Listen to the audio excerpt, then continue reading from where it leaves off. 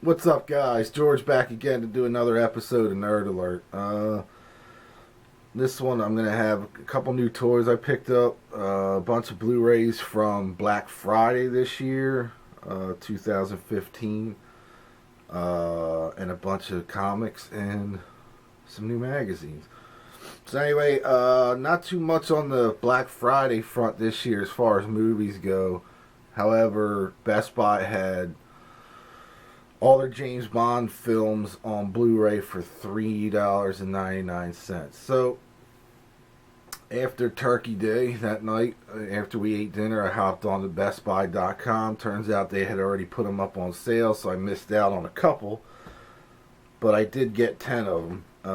I already have all the Sean Connery films, so I went ahead and picked up all the ones that they had left, which ended up being 10 films. So it was like $38 or something like that because I had a gift card. The gift card ended up knocking it down to about $15 for all this stuff. So these are in order as I got them. I mean, by year, I should say. I haven't watched any of these yet. However, I will start. Well, I always seem to watch a lot of James Bond films during the holidays. It's something that me and my father used to do when I was a kid. Every year that they would put a James Bond film out, me and him would go on a Sunday afternoon and check it out. So anyway, like I said, I have the Sean Connery films except for the last one he did. That one they ended up getting back in stock. That should be here today or tomorrow. And I ordered the basically unofficial James Bond film called Never Say Never Again, which is technically Sean Connery's last James Bond film, but it's not recognized as part of the regular 20th Century Fox films for some reason. I don't know the story behind it, but anyway, I picked up these. All have special features, which is cool because I'll definitely check out all the featurettes and stuff in these like they had on the Sean Connery ones. I was worried since they were so cheap they wouldn't have all the extra material on it, but because they changed the artwork on all these for this year, so they're all kind of uniform now. First up is Live and Let Die. The Man with the Golden Gun. The Spy Who Loved Me. Probably the last good Roger Moore Bond film. And like I said, all these have like like featurettes and cool documentaries on them about the film. So Moonraker from 1979. This is A View to a Kill from 1985. I'm missing one of the ones I'm missing is For Your Eyes Only. And then on to the Timothy Dalton films, The Living Daylights and License to Kill. And then the Pierce Brosnan films, which I think I'm missing one of these too. GoldenEye, Tomorrow Never Dies, and Die Another Day. Now they had the last three with Daniel Craig on sale. They were sold out immediately, so I'll be waiting. I'll probably wait till next Black Friday to see if they do a $3.99 thing again, or if they're $7.99 somewhere, I might pick them up. So if anybody sees the last three Bond films for $7.99, let me know. I also found this on BestBuy.com. They had this in the ad. They had Season 1 and Season 2 Part 1. Season 1 was sold out, so I ended up picking up Season 2 Part 1 for $4.99. They're regularly like $50, which is ridiculous. So this is good enough for me for now. If I ever find the other ones for cheap, I'll pick them up. But pretty cool, campy Batman from the 1966. And to go along with that, at Toys R Us, I picked up another Batman figure, this time with the surfboard. I thought that was kind of cool. He's got his little surf shorts on. This was on sale for $8.99. Pretty cool. Last one they had, I think they had the Joker in with a surfboard too. I can't remember. And then we went to Kmart to get our kids some little toys and stuff for their stocking this year. I found this was on sale on clearance. The Ultimate Warrior. I don't normally buy wrestling figures, but I've always been a big fan of Warrior, and Roddy Piper's my favorite, but they're not doing Roddy Piper figures, and they're kind of hard to find. I don't know, it's kind of weird, but I did pick up the Ultimate Warrior in his red, white, and blue get-up with his championship belt. This one was $6. It was like 50% off or 70% off or something like that. I thought that was cool looking, so I'll put him up on the shelf. Now, on to some comics, some cool magazines that I picked up over the last couple weeks, I guess. First off, I got in my last update, or last Nerd Alert update, I was talking about the new Star Wars graphic novel. Got it in, I read it. It's called Shattered Empire. Takes place right at the end of Return of the Jedi. Pretty good. It wasn't great. I was kind of disappointed in it. Cool artwork though. It was short. They added in, like, half the book was the story, and then they added in the first issue of Princess Leia for some reason. And what I thought was cool, at the end of that, they added in the very first Marvel Star Wars comic book from 1977, I believe, before the film actually came out. So there's a little bit of different storytelling in here. And of course there's an ad for, you can get all the Marvel stuff in 3 volumes, which I might do at some point. I have a lot of the old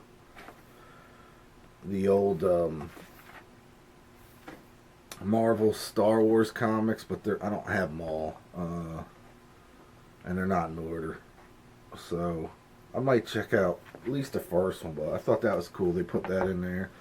And then we were taking my son to see his college on Monday of this week up in Lancaster, Pennsylvania, or out in Lancaster, and we found a book warehouse. So I got these two for like $2 each.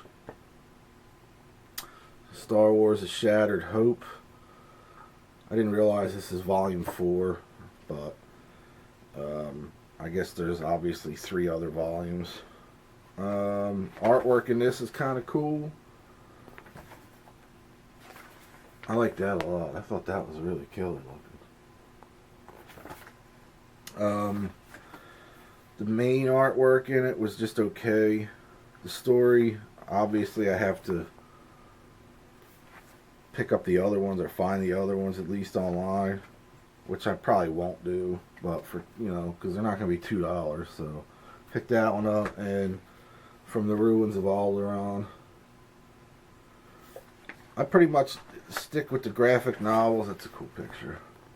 That deal within the time frame of episodes 4, 5, and 6. I don't know the expanded universe or extended universe that well, so the artwork in this is much better than the other book. But yeah, it's kind of cool. $2, it's not bad. It's 100 and some pages. I'll throw it up there, add them to the Star Wars graphic novel collections. Alright, now a couple comic books. These are new. I never heard of this company before. I ended up picking these up at Barnes and Noble. I haven't been down in the comic shop yet this year. Not this year, this month. Just trying to save some money for the holidays. But I did find these at Barnes and Noble, and they look kind of cool. Self-storage. And this is a new company, 45 or 451. Let's see, what's the name of it? 451 Media. It's black and white, kind of reminiscent of Walking Dead. This story is a zombie story. So I picked that up along with issue 2, came out last week. And some cool artwork in here. So I might follow this one along. I think there's only 6 issues of this. Yeah, 1 of 6. So if I could find them, I'll definitely keep checking them out. The next one's out December 23rd, issue 3. And then I picked up a new one from them, 451 Media, Ex Mortis. It says war makes monsters out of all of us. Another black and white. This one basically follows, I think it's World War II era. Kind of has a supernatural feel to it as far as, you know, the demons and werewolves and zombies during World War II. Kind of cool. So I'll definitely be checking this out. I like this one. I like these indie ones. These indie magazines or comics. Some of them have better storytelling than the regular Marvel and DC. I can't get into the superhero ones anymore. There's too much. There's just way too much of it. Famous Monsters had the Halloween Comic Fest this year. Or I guess it was at every comic shop, but they gave away this little pamphlet, like little comic for called Spookorama. Nothing. They gave away Grim Tales of Terror Volume 1 reprint, which I have the original one of this. These are all free. The Tales of Terror is kind of cool. Pretty nice artwork in it. And Fragments of Horror. This is like a Japanese anime, black and white. I didn't read this one all the way through yet, but I will. Alright, now a couple other things I wanted to show here. I got a couple more issues of Creepy. Let's see. Issue 41. Issue 47. I love that artwork on the cover. Pretty killer. Issue 48, which was like an anniversary issue, I guess. And issue 100. Pretty cool. Again, I'm getting into the creepy again. So if I can find them cheap online, I'll pick them up. These I've been reading, but I kind of stopped. I haven't been able to find them again. That's Afterlife with Archie. Kind of an adult-based zombie Archie universe with some other, kind of like a creepy magazine. This is issue 1. I know they have these out in regular comic form, so I don't know if they're any. I guess they're just. I don't know if they're different or the same or what. But this is magazine size. Issue 2 and issue 3 is the last one I could find that I got. I think they're color.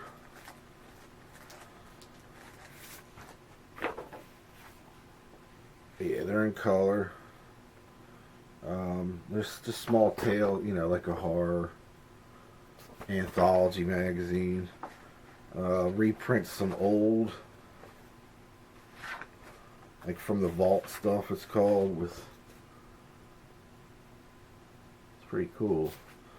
Again, I haven't been able to find this one, and I don't even know if they went past issue 3. I'm sure they did, but Barnes & Noble used to carry it. I think that's why I picked these up. It's been a while. I had these sitting with my books to read and my other magazines to read, so I figured I'd show them.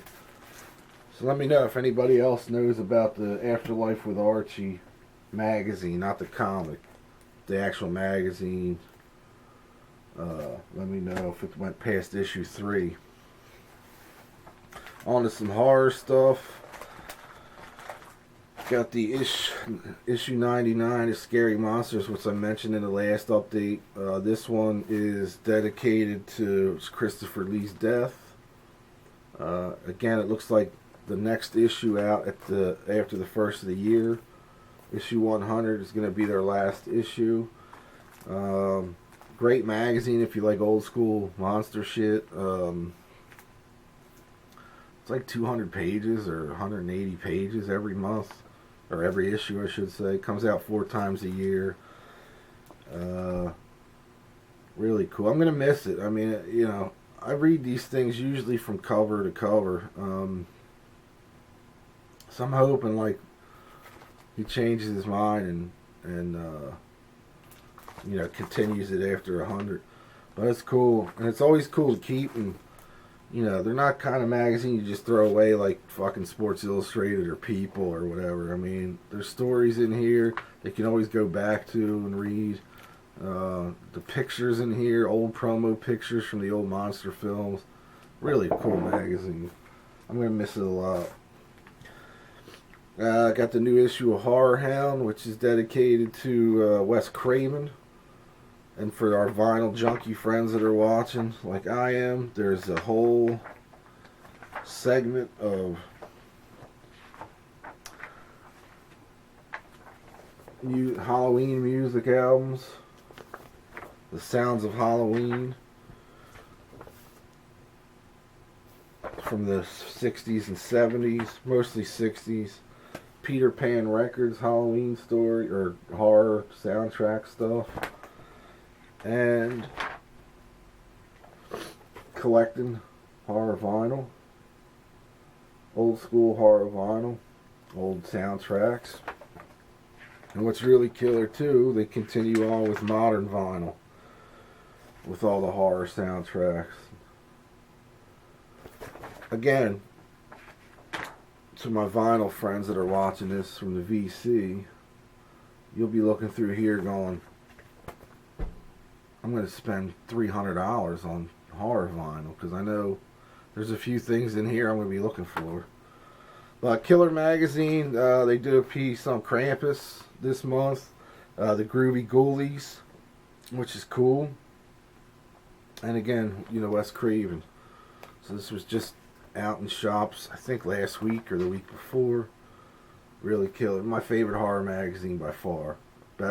I think better than Fangoria and Rue Morgue, but it's bi-monthly, so it's 6 times a year, which is a bummer because I love it. I wish it was every month. And the new issue of Rue Morgue with a big Krampus article in it. If you don't know what Krampus is, it's a movie coming out at Christmas. Check it out. The trailers are online. I'm not, gonna get into it, but really cool magazine. This one's a good issue. There's a couple things in here. They do audio stuff in here as far as vinyl and CDs go. It's a really good magazine. I pick up about 6 a year, 7 a year. It's out 11 times a year. They take 1 month off, I think, after the holiday. But sometimes I'll flip through it at Barnes & Noble. If nothing hits me, I won't buy it. But this one, I love the artwork on the front. It's really killer. It's a good issue. And last up, 3 new Star Wars magazines. The Force is Back. It's like an oversized magazine for The Force Awakens. Put out by Movie Magic, I guess. This also covers some other sci-fi stuff, but pick that up. Star Wars Magazine has a special edition this month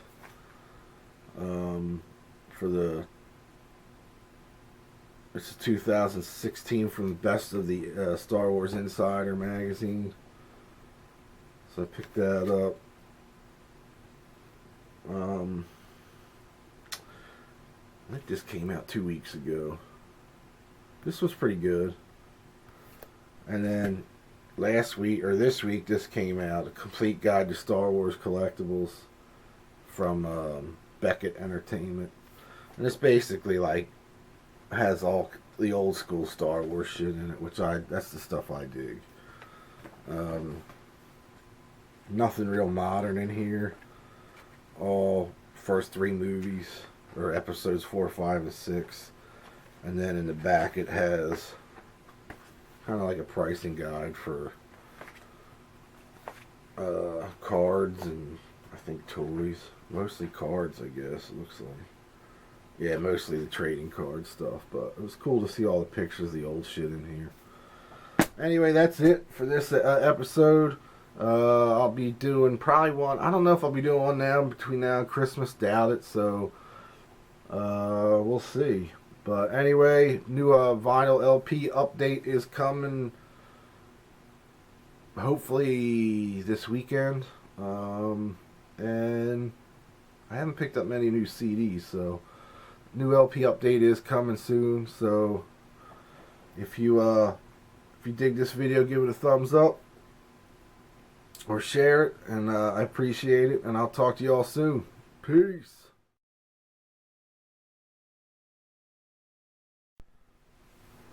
What is up, guys? George back again to do another.